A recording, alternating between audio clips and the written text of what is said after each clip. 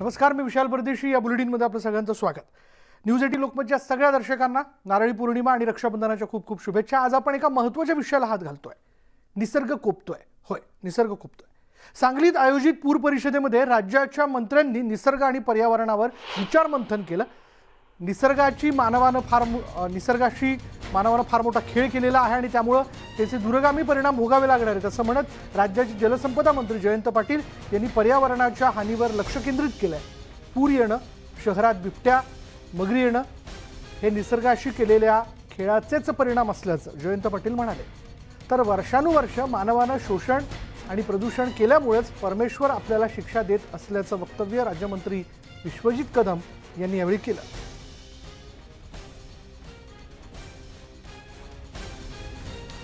सांगलीत आयोजित पूर परिषदेमध्ये राज्याच्या मंत्र्यांनी निसर्ग आणि पर्यावरणावर विचारमंथन केलं. निसर्गाशी मानवानं फार मोठा खेळ केला आणि त्यामुळे त्याचे दूरगामी परिणाम जे सध्या भोगावे लागत आहेत असं म्हणत राज्याचे जलसंपदा मंत्री जयंत पाटील यांनी पर्यावरणाच्या हानीवर लक्ष केंद्रित केलं. पूर येणं, शहरात बिबट्या शिरणं, मगरी येणं हे निसर्गाशी केलेल्या खेळाचेच परिणाम असल्याचं जयंत पाटील म्हणाले. तर वर्षानुवर्ष मानवानं शोषण आणि प्रदूषण केल्यामुळेच परमेश्वर आपल्याला शिक्षा देत असल्याचं वक्तव्य राज्यमंत्री विश्वजित कदम यांनी केलं. अर्थात जेवढी जबाबदारी नियम तयार करण्यापासून ते नियम बजावण्यापर्यंत सरकारची आहे तेवढीच जबाबदारी ही सर्वसामान्य माणसाची देखील आहे. आपण ठिकठिकाणी नदीचे प्रवाह बदलतोय, भराव टाकून बांधकामं केली जात आहेत आणि मग अचानक येणाऱ्या जोरदार पावसामुळे हा प्रवाह जो आहे पुन्हा पहिल्यासारखा वळण घेण्याचा प्रयत्न करतो आणि अर्थात जिथं तुम्ही भराव टाकून बांधकाम केलं ते देखील उद्ध्वस्त होतं आणि इमारती कोसळतात.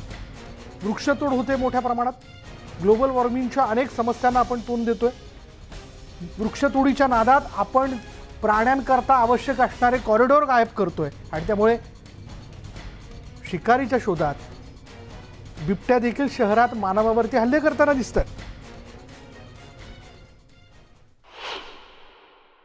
मशिनरी आली, जोपर्यंत मशिनरी नव्हती या देशात आणि माणसानंच बांधकाम करावं लागायचं, माणसानेच सगळ्या गोष्टी कराव्या लागायच्या, तोपर्यंत सगळं बऱ्यापैकी व्यवस्थित होतं. जेव्हापासून मशिनरी आली तेव्हापासून निसर्गाला आपण काय ऐकायला तयार नाही. एवढा निसर्ग आता पुढे गेलेला आहे की जंगलातले बिबटे आपल्या सांगलीच्या पोस्टाच्या जवळ तुम्ही विचार करा की किती मोठ्या प्रमाणात मिळतात. तुमच्या घराच्या आसपास पण बिबट्या येऊ शकतो.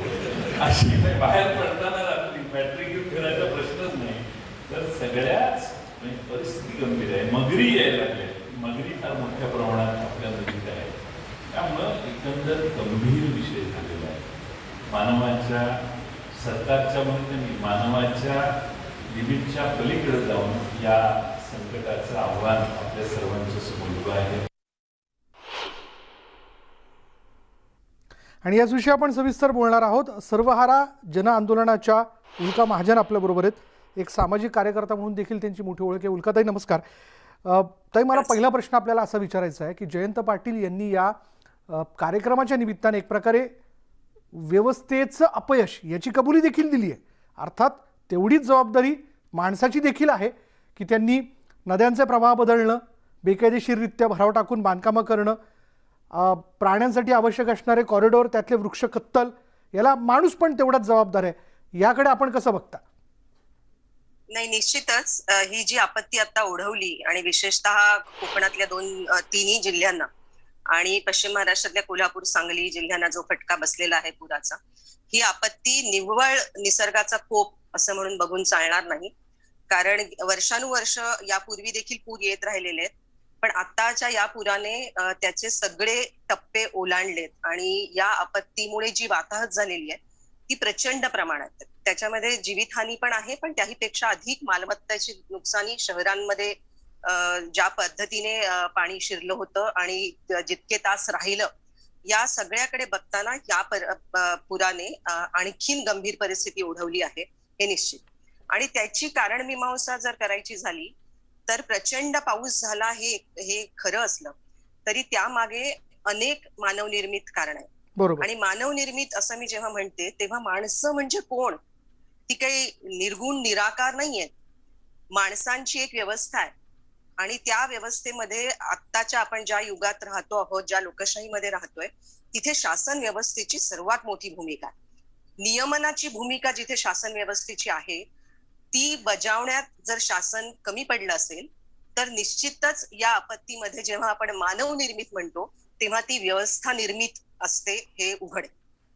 आता या पुरानंतर आम्ही काही तज्ज्ञांना याच्याबद्दल त्यांच्याशी बरोबर चर्चा केली आणि त्यामध्ये पश्चिम घाट समितीचे जे अध्यक्ष होते डॉक्टर माधवराव गाडगीळ, त्यांच्या बरोबर चर्चा झाली. त्याचबरोबर डॉक्टर प्रदीप पुरंदरे, डॉक्टर विजय परांजपे, गुरुदास मुलकर, हिमांशू कुलकर्णी, डॉक्टर जय सामंत हे पर्यावरण शास्त्रज्ञ, जलतज्ञ, हायड्रोजिओलॉजिस्ट अशा सगळ्या मंडळींना आम्ही निमंत्रित केलं या संपूर्ण भागात.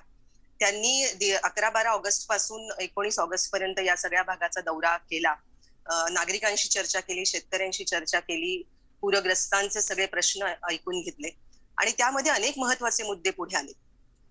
एक म्हणजे नदीच्या उगमापासून ते नदीच्या पात्राजवळ झालेला प्रचंड बदल आणि त्यात सर्वात महत्वाची गोष्ट ती म्हणजे अंधाधुंद खाणकाम.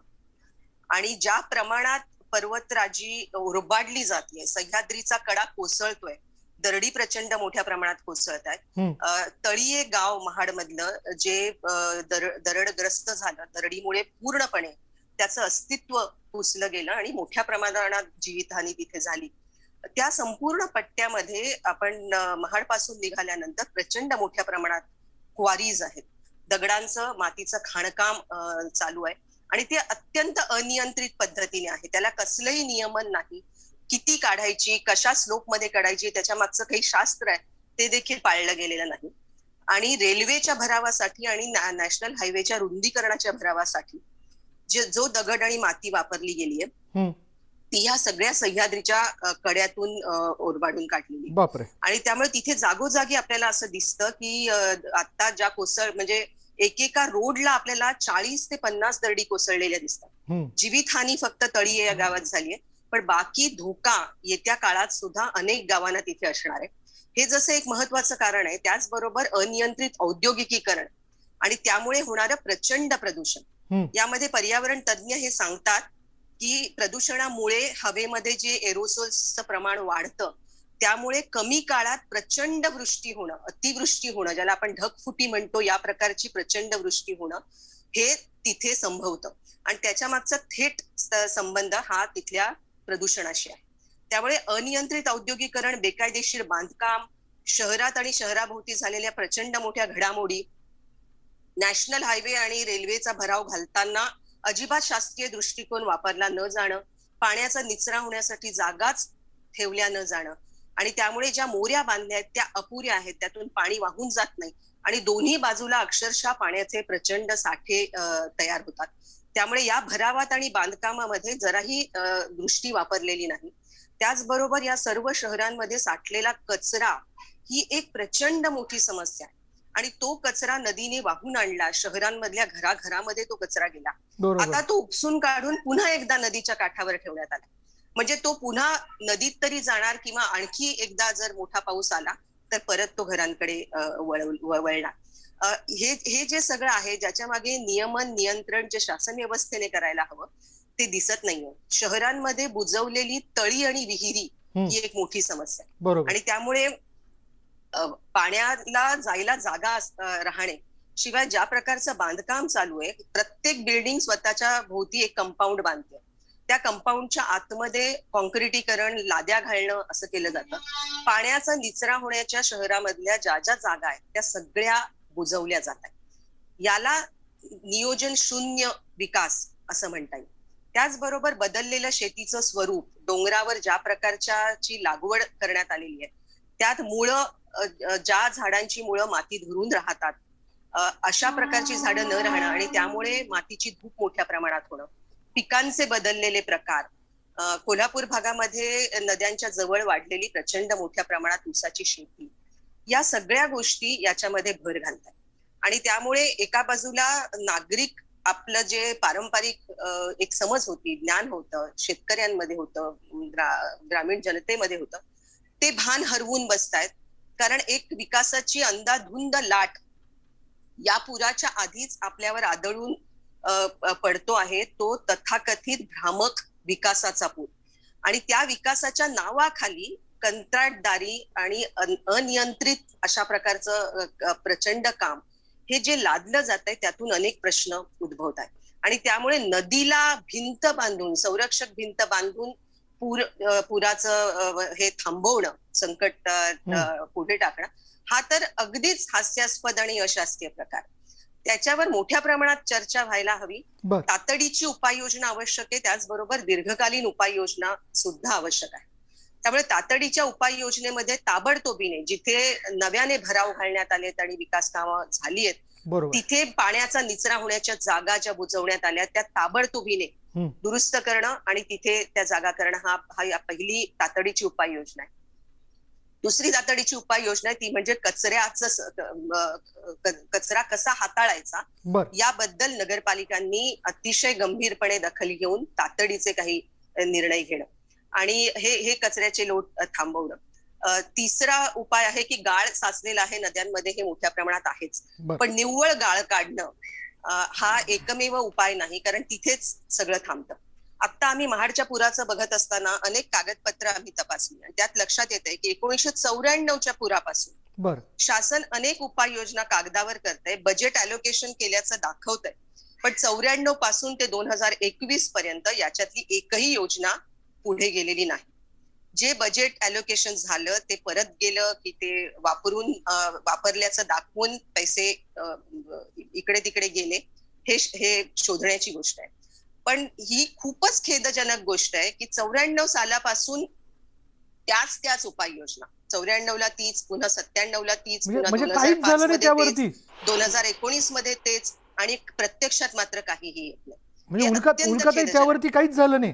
म्हणजे अहवालात जे म्हणजे आता जलतज्ञ गाडगिळांसारखे मोठे व्यक्तिमत्व असतील, त्यांनी काही उपाय सुचवलेले असतील, ते अहवाल फक्त आणि त्यावरच्या उपाययोजना फक्त कागदावरच राहिल्या, सहभागी नव्हते हे लक्षात घ्यायला पाहिजे. गाडगीळ समितीचा अहवाल बासनात गुंडाळून शासनाने ठेवलेला आहे. गाडगीळ हे यासारखे जे तज्ञ आहेत जे अतिशय परखड चिकित्सा याची करतायत, त्यांची मतं ऐकून घेण्याऐवजी गाडगीळ समितीचा अहवालच गुंडाळण्यात आला. मला मुद्द्यावर पुन्हा एकदा पद्धतीने जो विचार चालतो पुढे रेटला जातोय. मला पुन्हा एकदा या मुद्द्याला घेऊन सविस्तरपणे तुम्ही बोला, पण यानंतर वेळ झाली की ब्रेकची. उल्का महाजन खूप महत्त्वाचे मुद्दे मांडतायत, जे खरं तर आपण सगळ्यांनी जाणून घेणं फार महत्त्वाचं आहे, कारण यातनंच आपल्याला शहाणपण वेळीच येणं आवश्यक आहे. अन्यथा आपण फार मोठ्या परिणामांना, म्हणजे आत्ता जे आपण भोगलं त्याहीपेक्षा मोठ्या परिणामांना आपल्याला सामोरं जावं लागू शकतं. किंवा एक ब्रेकनंतर ही चर्चा अशी सुरू राहील. पहा फक्त न्यूज 18 लोकमत.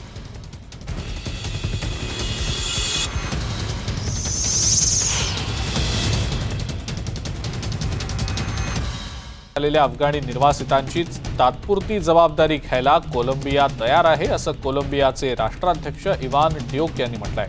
मात्र आतापर्यंत सुटका केलेले किती अफगाणी लोक कोलंबियात आलेत आणि ते तिथे किती काळ राहणार आहेत याबद्दल मात्र त्यांनी काहीही माहिती दिलेली नाही. मात्र निर्वासितांच्या सोयीसाठी अमेरिका निधी पुरवणार असल्याचं त्यांनी सांगितलंय.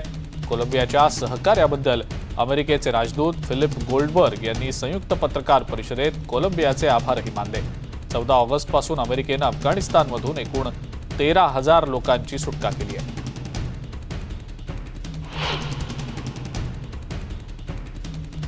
अफगाणिस्तानात असलेल्या आणि तिथून बाहेर पडू इच्छिणाऱ्या कोणत्याही अमेरिकन नागरिकाला शोधून त्याला मार्गदर्शन करण्यासाठी अमेरिकेच्या परराष्ट्र खात्यानं टास्क फोर्स स्थापन केलेला आहे. अमेरिकेचे परराष्ट्र मंत्री अँथनी ब्लिंकन यांनी या संदर्भातली माहिती दिलेली आहे. अफगाणिस्तानमधनं सुटका केलेल्या निर्वासितांची तात्पुरती जबाबदारी घेण्याचं 13 देशांनी मान्य केल्याचंही त्यांनी सांगितलं. काही जणांनी निर्वासित शिबिरं स्थापन करण्याचंही मान्य केलंय.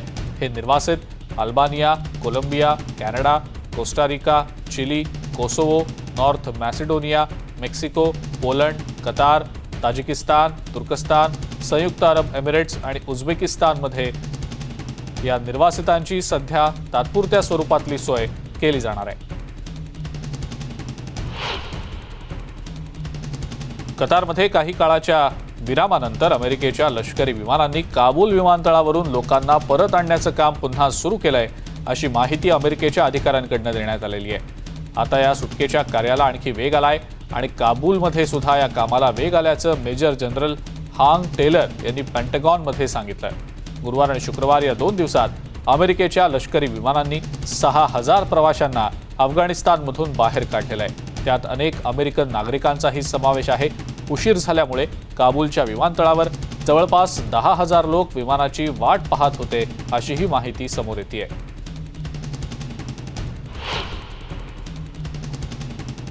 आम्ही तुम्हाला घरी घेऊन जाऊ असा विश्वास अफगाणिस्तानमध्ये अडकलेल्या अमेरिकन नागरिकांना अमेरिकेचे राष्ट्राध्यक्ष जो बायडन यांनी दिलेला आहे. तसंच अमेरिकन प्रशासनासाठी काम करणाऱ्या अगदी भाषांतरकारांपासून ते अन्य लोकांची आणि त्यांच्या कुटुंबियांची सुटका करण्याचं आश्वासन सुद्धा त्यांनी दिलेलं आहे. अफगाणिस्तानमध्ये अडकलेले अमेरिकन नागरिक आणि अन्य नागरिकांच्या सुटका करण्याच्या कामात अडथळे येत आहेत आणि त्यामुळे विमानतळाबाहेर गर्दी आणि गोंधळ वाढलाय. याबद्दल बरीच सध्या टीका होतीये.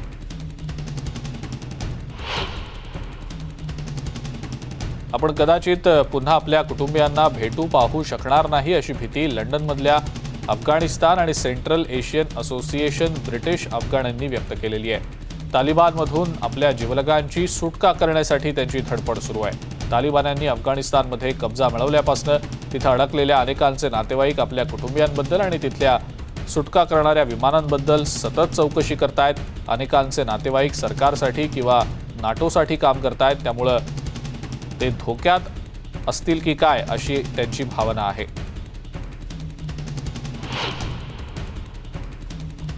हसीब रहमानी 2010 पासून फ्रान्समध्ये निर्वासित आहे. तो आता पॅरिसमध्ये एक अफगाण रेस्टॉरंट चालवतो, पण सध्या त्याला काबूलमध्ये असलेली त्याची आई आणि त्याच्या 2 बहिणींची चिंता सतावतीये. याआधी मुली आणि महिला नोकरी करत होत्या, घराबाहेर पडत होत्या.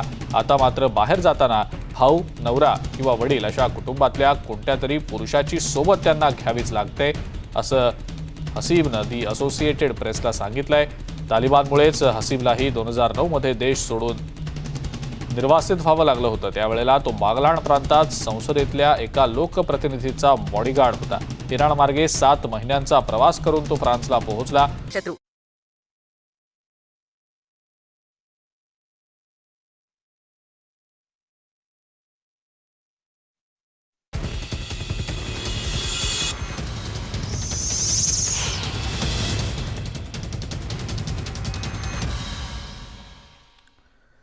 या विशेष भागात ब्रेकनंतर पुन्हा एकदा आपलं सगळ्यांचं स्वागत. आज सांगलीमध्ये पूर परिषदेचं आयोजन करण्यात आलं होतं आणि या पूर परिषदेच्या कार्यक्रमामध्ये राज्याच्या मंत्र्यांनी निसर्ग आणि पर्यावरणावरती विचारमंथन केलं. यावेळी राज्यमंत्री विश्वजित कदम यांनी काय म्हटलं तेही पाहूयात.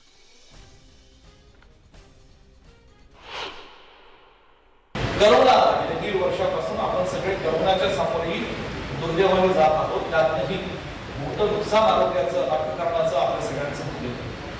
माझं ठाम मत आहे की हे परमेश्वराने निर्माण केलेले जे माणुसकीतल्या जे काही दोष आणि दुर्गुण आहेत त्याला शिक्षा देण्यासाठी हे सगळ्या प्रकार होतात. आपण गेले किती पिढ्या आपण निसर्गाचं शोषण केलं. अजूनही पोल्युशन चालू. तुम्ही विचार करा, मी तुम्हाला सांगतो की मार्च, एप्रिल, मे हे जे 3 महिने सुरुवातीचे कोरोना होता, जेव्हा स्ट्रिक्ट लॉकडाऊन होतं, कडक, म्हणजे कुणी घराच्या बाहेर सुद्धा पडायचं. सोसायटीमध्ये राहणारी लोक की फ्लॅटमध्ये त्यांनी फ्लॅटच्या बाहेर सुद्धा पडता येत नव्हतं. अशा काळामध्ये म्हणजे मला एखाद्याने साधं सांगितलं की टेरेसवर उभं होतो तर मला आकाशात असणारे रात्रीचे सगळे तारे दिसत होते, पूर्वी ते दिसत नव्हते. म्हणजे पोल्युशन नव्हतं. नद्या या स्वच्छ होऊ लागल्या, रस्ते हे रिकामे लागले, साऊंड पोल्युशन नव्हतं. अशा अनेक गोष्टी ज्या घडू लागल्या, कुठेतरी परमेश्वराने सुद्धा असे थांबवले गेले. आता झालं कौतुक फार लोकांचं. तुम्ही लोक एकमेकांना मारताय, खून करताय, बलात्कार करताय, आमच्या निसर्गाचं या शोषण करताय. आता घरात बसा आणि पुन्हा करोना निर्माण. आणि मला पुन्हा एकदा जायचंय सर्वहारा जन आंदोलनाच्या सामाजिक कार्यकर्त्या उल्का महाजन यांच्याकडे. उल्काताई फार महत्त्वाचे मुद्दे मांडतात. उल्काताई, मला या कार्यक्रमात उपस्थित असणाऱ्या सगळ्या तज्ज्ञांचं आणि मंत्री महोदयांचं कौतुक या अर्थाने की त्यांना आज या विषयावरती विचारमंथन करावं लागलं. त्यांनी विचारमंथन केलं, पण माहीत नाही अंमलबजावणीच्या पातळीवरती यापुढे जाऊन ते काय करणार आहेत. पण जी मंडळी बोलत आहेत त्यांचे साखर कारखाने वेगवेगळ्या नद्यांच्या किनारी आहेत. त्यातनं सोडलं जाणारं पाणी, त्यातनं होणारं प्रदूषण, शिवाय वेगवेगळी बांधकामं, या सगळ्या गोष्टींवरती आता बोलून बोलून किती बोलावं हा मुद्दा आहे. आणि आपण ब्रेकपूर्वी या मुद्द्यावरती होतो की वेगवेगळे अहवाल, त्याचं पुढे काय होतं हेच कळत नाही. खरं म्हणजे महाड शहराच्या बाबतीत तर आम्ही हे सगळे अहवाल तपासले आणि फक्त पूर नियंत्रण रेषा वर खाली केली जाते. लाल आणि निळ्या रेषा बदलल्या जातात. 94 नंतर 97-98 मध्ये रेषा बदलली, मग 2005 मध्ये बदलली, मग 2019. पण ह्या नुसत्या रेषा बदलून भागणार नाहीये. त्याबद्दलच्या ज्या उपाययोजना केल्या गेल्या त्या उपाययोजनांचं काय झालं, आणि या प्रत्येक ठिकाणी जिथे ज्या शहरांना वारंवार पुराचा सामना करावा लागतोय तिथे अनेक असे अभ्यासक लोक आहेत जे याचा पाठपुरावा करतायत. पण तेही आता हतबल झाले आहेत, निराश झाले आहेत की आम्ही वारंवार या गोष्टी शासनाला विचारतोय पण यातलं काहीही पुढे सरकत नाही. आणि आपत्ती निवारणात इतका प्रचंड पैसा ओतला जातो, त्यापेक्षा प्रतिबंधात्मक कारवाई करणं, उपाययोजना करणं आणि त्यावर खर्चाची तरतूद करणं हे अधिक महत्वाचं आहे. आणि ती जी तरतूद करून नुसती भागणार नाही, ती तरतूद प्रत्यक्षात खर्ची पडायला पाहिजे, कामाला आली पाहिजे. आणि अनेक विभागांचा याच्याशी संबंध आहे. म्हणजे मी जेव्हा मगाशी कारण मीमांसा करताना हे म्हटलं की प्रचंड प्रमाणात सह्याद्रीची धूप होते आणि कडे कोसळत आहेत, यामध्ये सॉइल कॉन्झर्वेशन डिपार्टमेंटचा वाटा आहे, यामध्ये महसूल विभागाचा आहे. धरणांचं काय चाललेलं आहे त्याच्याबद्दल आणि एकूण नदी पात्र जे आहे त्याच्यामध्ये घडणारे, नदीच्या उगमाकडे घडणारे बदल याचा जलसंधारण विभागाशी संबंध आहे. शहर नियोजन आणि शहर विकास या विभागाचा संबंध देखील या संपूर्ण पूर परिस्थितीशी आहे. तर ही जी वेगवेगळे विभाग आहेत त्यांची एक सर्वंकष, सर्वांगीण आणि सगळ्यांनी एकत्र येऊन समन्वयाने अशी पूर निवारणाची आणि पूर प्रतिबंधक अशी उपाययोजना करणं आवश्यक आहे. हे तुकड्या तुकड्यात करून भागणार नाही आणि एका तुकड्याने दुसऱ्याकडे बघायचं नाही, असं करून चालणार नाही. म्हणजे आम्ही आता महसूल अधिकाऱ्यांना भेटलो, महानगरपालिकेच्या अधिकाऱ्यांना भेटलो, त्याच्यानंतर स्थानिक वन विभागाच्या अधिकारी, या प्रत्येकाचं उत्तर वेगवेगळं आहे आणि एकाच्या उत्तराचं दुसऱ्याच्या उत्तराशी मेळ नाही. बापरे, असं शासनाने करून जमणार नाही. माझं या निमित्ताने महाराष्ट्र शासनाच्या मुख्यमंत्र्यांना, माननीय उद्धवजी ठाकरे यांना हे कळकळीचं आवाहन आहे की या सर्व विभागांची एकत्रित बैठक आपण बोलवावी. आणि या विषयावर काम करत असणारी अनेक तज्ज्ञ मंडळी आहेत, जी मंडळी शासनाला काही सांगू इच्छितात, त्यांचं म्हणणं ऐकून घ्यावं. सांगलीला पूर परिषद आपण नियोजित केली आणि माननीय जयंत पाटील साहेब, माननीय विश्वजित कदम साहेब त्याला उपस्थित होते, ही चांगली गोष्ट आहे. पण त्यामध्ये शास्त्रीय मांडणी काही मंडळी करतायत आणि ती ह्या विविध अंगांनी करतायत. आम्ही जो आता हा प्रयत्न केला आणि हा दौरा केला त्याच्यामध्ये ह्या वेगवेगळ्या तज्ज्ञ मंडळींना एकत्र आणण्याचा प्रयत्न आमचा होता आणि त्यांनी त्या क्षेत्रांचा अभ्यास करून याबद्दलचं म्हणणं शासनापर्यंत मांडावं, अशीच आमची एकूण आखणी या अशी आपली अपेक्षा आहे. उल्काताई, धन्यवाद. खरं तर फार महत्त्वाच्या मुद्द्यांना घेऊन आजच्या या कार्यक्रमात तुम्ही आपलं म्हणणं मांडलं. खरं तर शासनाला कळकळीने सांगणं आहे की वारंवार या विषयाला घेऊन उल्काताईंसारख्या तज्ज्ञांशी आम्ही चर्चा करत असतो आणि आमच्या माध्यमातून त्यांचे मुद्दे आपल्यापर्यंत पोहोचवतो. या सगळ्या मंडळींना समोर बसवून त्यांचं म्हणणं नीट ऐका आणि नुसतं ऐकू नका, तर त्यांनी मांडलेल्या मुद्द्यांवरती प्रत्यक्ष अंमलबजावणी करण्याच्या दृष्टिकोनातनं व्यवस्थेला कामाला लावा.